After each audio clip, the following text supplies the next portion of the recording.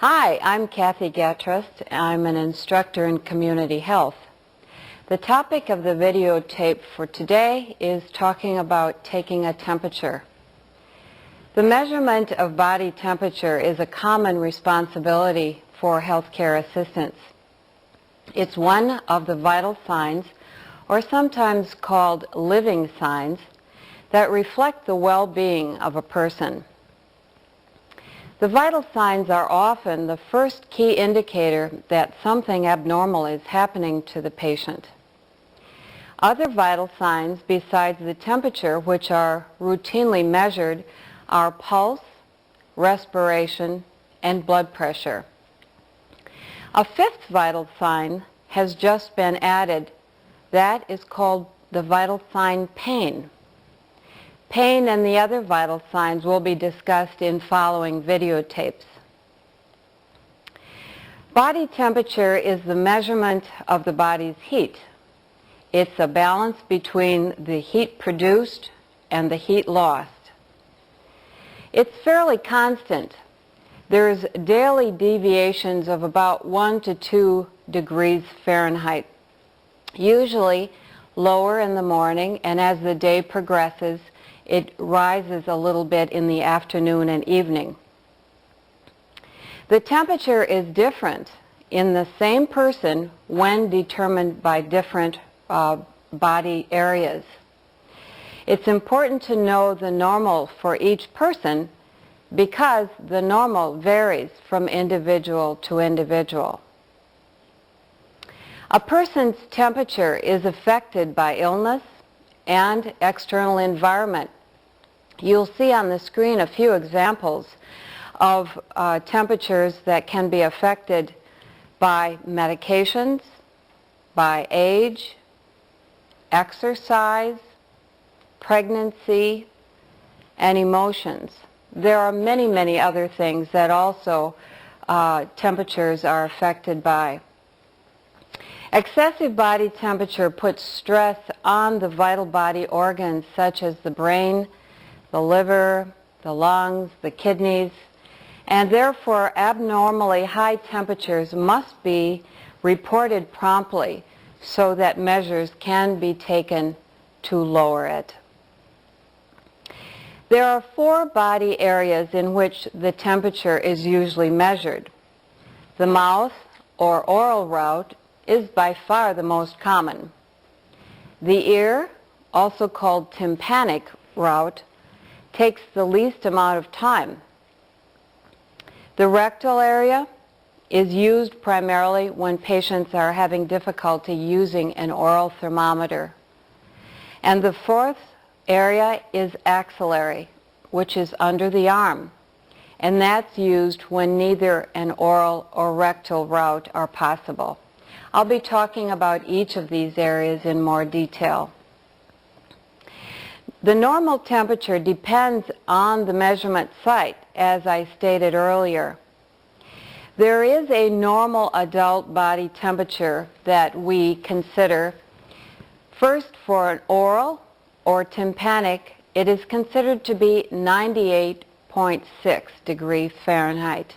You notice that I've also included the centigrade readings alongside of the Fahrenheit readings. A rectal normal temperature is considered to be 1 degree higher than the oral and tympanic route, thus 99.6 degrees Fahrenheit.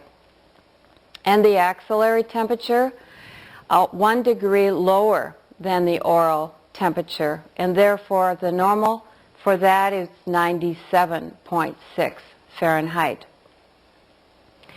Patients may have a temperature that's higher or lower than these figures and still be considered to be within the normal range. The normal adult range is approximately 1 degree on either side of the normal temperature. In other words, that would mean for the oral and ear route, 97.6 to 99.6 Fahrenheit would be considered a normal range. For the rectal, 98.6 to 100.6 Fahrenheit would be considered a normal range. And for the axillary route, 96.6 to 98.6 Fahrenheit would be considered a normal range. That means then that any temperature measurement that is outside of those normal ranges need to be reported to the nurse immediately. Patients' temperatures are determined by using what's called a clinical thermometer. There are several types. The first one that I'll be talking about is the glass thermometer. It's a slender tube containing mercury, or more recently an alloy called Gallinstan. Mercury in thermometers and other uses is being phased out for health and environmental reasons. Mercury has been found to be a potent toxin and affects the nervous system in the body, and exposure can cause serious effects on the brain, spinal cord, and other vital organs. It also contributes to pollution. It has been reported that 1 gram of mercury, about the amount of mercury found in one glass thermometer, can contaminate all the fish in a 20-acre lake. Many states are issuing warnings that mercury poses a toxic threat in fish caught in lakes, and as a result are advising those at risk to limit their consumption of fish. This new alloy, Gallinstan, is non-toxic and is safe for people and the environment. The nice thing about it is it functions exactly like a mercury thermometer. But unlike a mercury thermometer, if it's accidentally broken, the residue can be cleaned up with soap and water and disposed of normally. We have mercury spill kits that are increasingly being used in healthcare facilities. This is a typical one that might be seen in a facility where you might be working. If you would have a break in a glass thermometer containing mercury in a facility that has these spill kits, what you would need to do is open it up and just follow the instructions on the inside as to exactly how to wipe up the mercury spill. But what do you do if you're working in a setting where there is not a mercury spill kit? Places that don't have them might be the home setting, it might be in a group home, so you need to know how to manage it in that event. First of all, don't vacuum mercury up. Using a vacuum cleaner causes the mercury to vaporize in the air, creating even a greater health risk. It also would ruin the vacuum cleaner. The best thing to do is, first of all, remove any people from the area, put on your gloves, and roll the mercury beads onto a sheet of paper or try sucking it up into an eyedropper. If any of you have worked with mercury, you know that this is not an easy task to do. The mercury beads tend to disperse readily and are very difficult to capture. Once you obtain them and place them on the paper, place that in an airtight container along with the eyedropper or the paper that you used to pick it up. Then it's important to ventilate the room. You can do that by turning a fan on, opening the windows. At the same time, you would want to be sure to close this room off from the rest of the area, at least for several hours. Then you would contact the public health department and ask their sense as to the best way to dispose of the mercury that is now in this airtight container. Glass thermometers are delicate, hollow glass tubes containing mercury, or more commonly now, as I've said, this mercury-free substance. This substance is sensitive to temperature changes. When this substance in the thermometer comes in contact with heat in the mouth or other body area, the substance rises up the column until a maximum temperature is achieved. That usually takes about 3 minutes. The outside of the glass thermometer is marked with lines, sometimes called calibrations, and numbers. These markings help us measure exactly the temperature reading displayed. On the screen, you're going to see a thermometer with lines and numbers. Starting with 94 degrees Fahrenheit, you will note that there is a long line indicating a 1 degree elevation in temperature. Only every other degree is marked with a number. So there is a long line at 94, a long line at 96, 98, and so forth. The long line for 95 degrees is there, but it does not say 95, and the same with 97 and the other odd numbers. Each shorter line equals 2/10 of 1 degree. For example, the first short line would be 0.2, the second short line would be 0.4, the third short line would be 0.6, and so forth. In the section of your student manual that talks about taking a temperature, you'll find a page entitled 10 Thermometer Readings. At this point, I'd like you to stop the tape and take a few minutes to record the correct reading of the thermometer in the space provided in your student manual.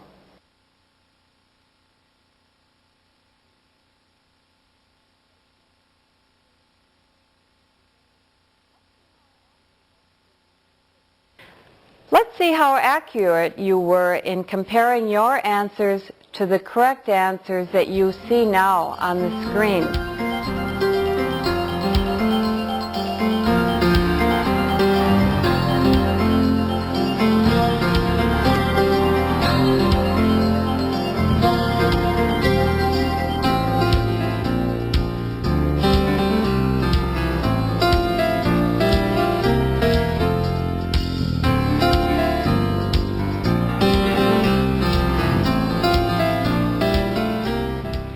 I hope our measurements agreed, but if they didn't, take some time to practice with someone until you are consistently accurate with it. Now let's talk about the types of glass thermometers. There are primarily two different types. The first is an oral thermometer. An oral thermometer usually has a long, slender bulb at the end which is inserted into the mouth axilla area as well. It may have a green or blue tip at the stem end, the tip that you're holding on to. The second type of thermometer is a rectal thermometer. This usually has a stubby, short bulb end that's inserted into the rectum and a red tip at the stem end so that you can distinguish it easily from the oral or axillary thermometer. It's very important for health reasons not to get them mixed up. Sometimes temperature measurements are done using a disposable sheath. If that's the case, it is applied so that there is more prevention of risk of contamination. Now, a few guidelines for safe use of any glass thermometer. First, always wear disposable gloves when measuring temperatures. Check the glass thermometer for any chip. Shake the thermometer vigorously so that it records below 96 degrees Fahrenheit. Always do the shaking away from the patient and any hard objects to prevent striking objects in any way. Never leave a patient alone while a thermometer is in place. Allow the thermometer to register for at least 3 minutes for oral temperature, 3 minutes for rectal temperature, and 10 minutes for an axillary temperature. After removing the thermometer and before reading it, wipe from the stem to the bulb end with either an alcohol wipe or a piece of tissue, or if the sheath has been removed, then remove the sheath at this time. Do not touch the bulb end that has been placed in the patient's body. Clean thermometers only with cold, soapy water or disinfectant solution. Do not use warm water as it may ruin the thermometer. Now a few specific guidelines for using an oral thermometer. Never use an oral thermometer with a patient unless they're able to breathe easily through their nose. Also, don't take a temperature orally with a person who is coughing excessively or has other severe respiratory distress. Also important, not to use an oral thermometer if the patient is uncooperative or restless. There's always the concern that they might bite down on the thermometer and break it in their mouth, which could cause serious harm. Do not use either if the patient is receiving oxygen. Always wait 15 minutes after patients have been smoking, eating, or drinking liquids. Otherwise, you would get an inaccurate reading. Place the thermometer underneath the tongue and at the back of the mouth. Now I would like you to watch as an oral temperature demonstration is shown.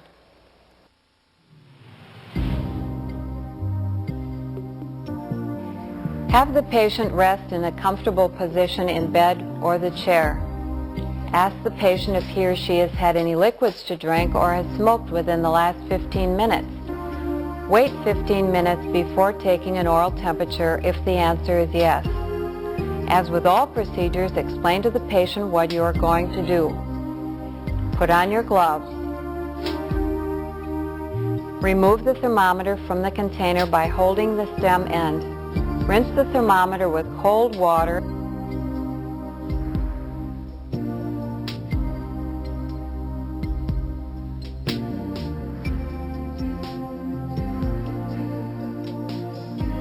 And wipe with a tissue from the stem to the bulb end if the thermometer has been in disinfectant. Check to be sure the thermometer is intact. Read the mercury column. It should register below 96 degrees. If necessary, shake it down. If used in your facility, place a disposable plastic sheath over the thermometer.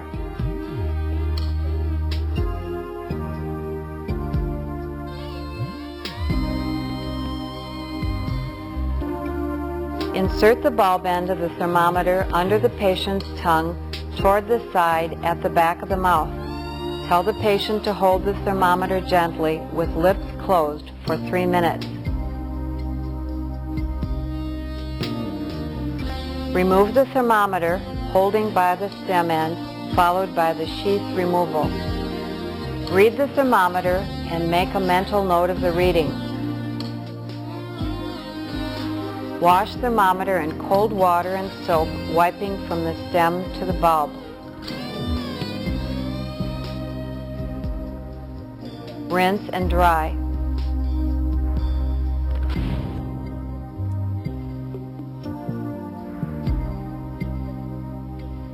Return the thermometer to the individual holder. Remove your gloves and discard according to facility policy. Record your temperature on a pad of paper. Report any unusual deviations to the nurse at once.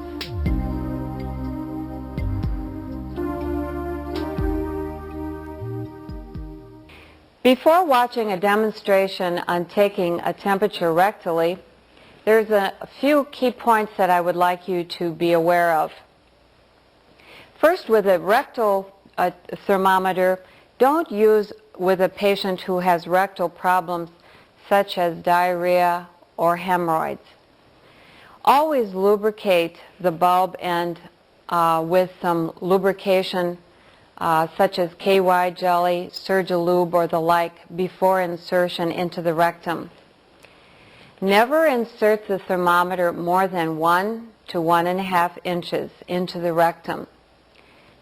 Always hold the thermometer in place for the entire 3 minutes that it is in the patient's rectum. Now I'd like you to watch as a rectal temperature demonstration is shown. Put up the opposite side rail and lower the backrest of the bed. Ask the patient to turn on their side and assist them as needed. Put on your gloves. Remove the thermometer from the container by holding the stem end. Read the mercury column and be sure that it registers below 96 degrees. Check the condition of the thermometer. Apply a small amount of lubricant to the bulb end.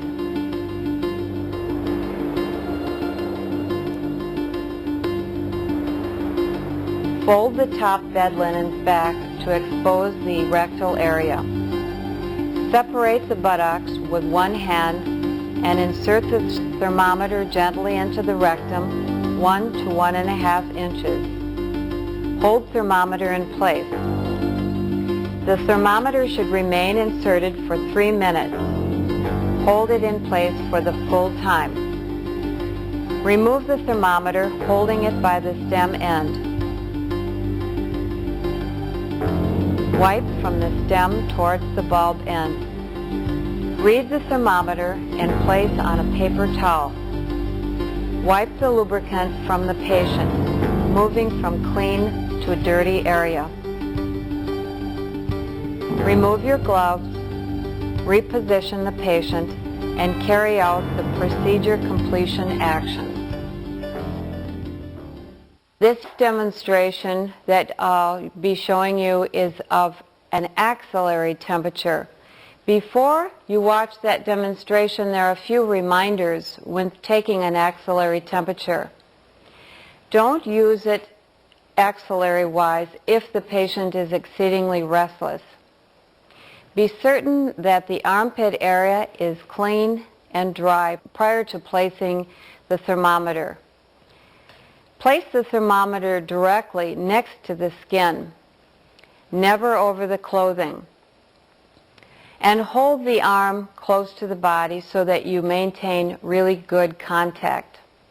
Now watch as the axillary temperature demonstration is shown.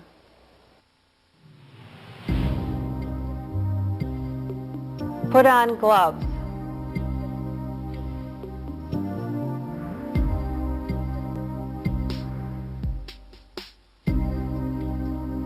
Wipe the area dry, exposing the armpit. Either you or the patient may do this.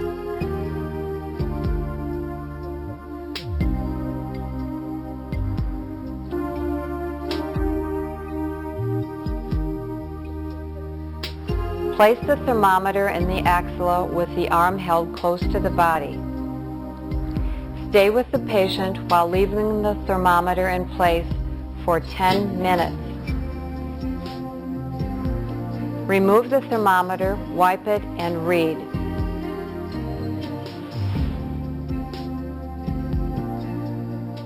Remove your gloves and place the thermometer in the storage container after proper cleaning.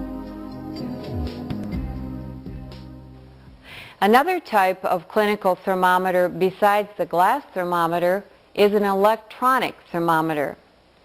It is a battery-operated digital thermometer and it is housed in a home storage unit. It's equipped with an oral probe that is color-coded blue and a rectal probe that's color-coded red. The probe is inserted into the mouth or axilla using the blue color-coded probe and inserted into the rectum with the red color-coded probe. There is a rigid plastic sheath that is always used to cover the probe itself. The cover is placed on the probe before use and is always disposed of after each use. They are never reused. Be sure to place the probe in the back of the mouth and on the side. A box of probe covers are attached to this electronic thermometer unit for easy accessibility. Electronic thermometer recordings are fast. It's usual that it is less than 60 seconds to take a temperature utilizing this electronic thermometer. Now watch as the use of an electronic thermometer is demonstrated. Obtain the electronic thermometer and probe covers. Put on your gloves.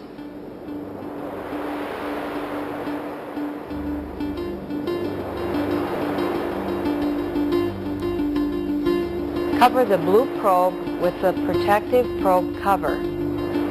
Insert the covered probe under the patient's tongue toward the back and side of the mouth. Ask the patient to close their mouth and breathe through their nose. Hold the probe in place. When the buzzer signals that the temperature has been determined, take the reading.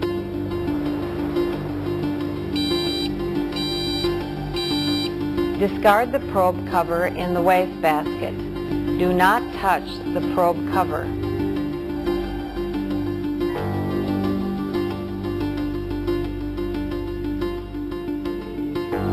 Return the probe to proper position. Remove the gloves and discard according to your facility policy and record the temperature. Return the thermometer to its proper storage area.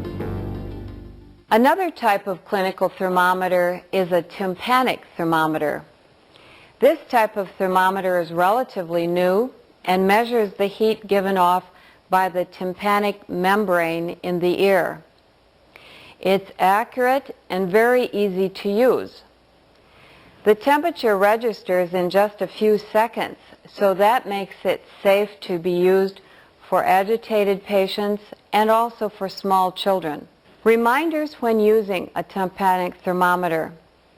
Always use probe covers. Use a new one each time you take a new temperature. Gently pull the ear up and back. By doing that, the probe of the tympanic thermometer can follow the normal path of the ear canal. It's also important to be sure that you seal the entire ear canal with the tympanic thermometer to get an accurate reading. Finally, you will press the activation button for the time recommended by the manufacturer. Now watch as this tympanic thermometer is demonstrated. Obtain the tympanic thermometer and probe covers. Put on your disposable gloves.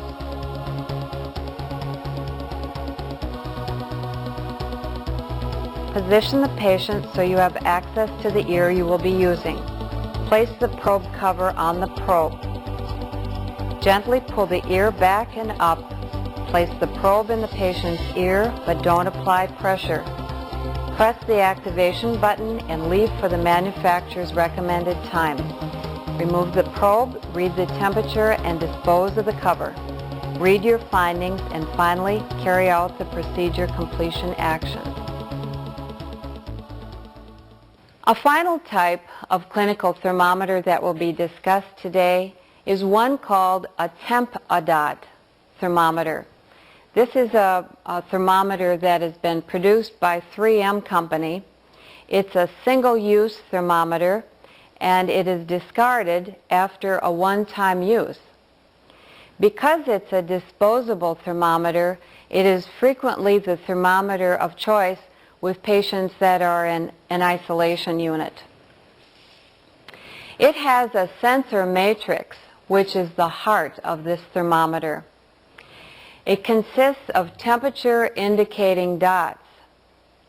The dots are aligned in rows which change color at temperature 0.2 degrees Fahrenheit higher than the previous dot. Now watch as the TempAdot thermometer is demonstrated.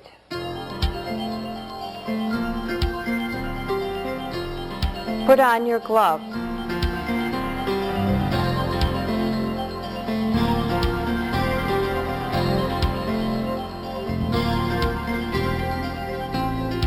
Remove the thermometer from the wrapper.